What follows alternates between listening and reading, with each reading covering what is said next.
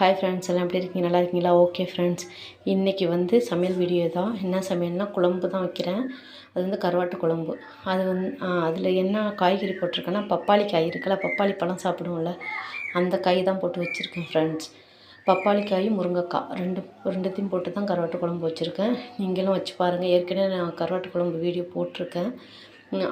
அந்த மாதிரி தான். ஆனால் காய் மட்டும் இதில் டிஃப்ரெண்ட்டு. பப்பாளி காயும் முருங்கைக்காயும் போட்டிருக்கேன். சமைச்சு சாப்பிட்டுட்டு பார்த்துட்டு சொல்லுங்கள். இந்த பப்பாளி காய் வந்து மேலே தோலெல்லாம் சீவிட்டு தண்ணியில் போட்டுருணும். துண்டு துண்டாக கட் பண்ணி பால் வந்து இறங்கும். அதில் பால் இருக்கும்.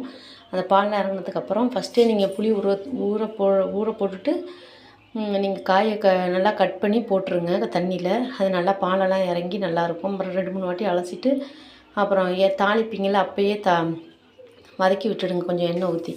பாருங்கள், பூண்டு மிளகு அதெல்லாம் கொதிக்க விட்டுட்டு நல்லா வேகணும். வெந்ததுக்கப்புறம் மிளகும் பூண்டும் தட்டி போட்டுட்டு காயம் போட்டுக்கோங்க கொஞ்சோண்டு. அப்புறம் கருவாடு போட்டுக்கோங்க. மிளகும் பூண்டு லாஸ்ட்டாக இடித்து போட்டுக்கோங்க. ஏற்கனவே வீடியோ போட்டிருக்கேன், அது மாதிரி தான். ஆனால் காய் மட்டும் இதில் டிஃப்ரெண்ட்டு. பப்பாளி காய் போட்டு வச்சுருக்கோம். செமையாக இருக்கும் ஃப்ரெண்ட்ஸ். சாப்பிட்டு பார்த்துட்டு எனக்கு லைக் பண்ணுங்கள், ஷேர் பண்ணுங்கள் ஃப்ரெண்ட்ஸ். கமெண்டில் சொல்லுங்கள். பாய்.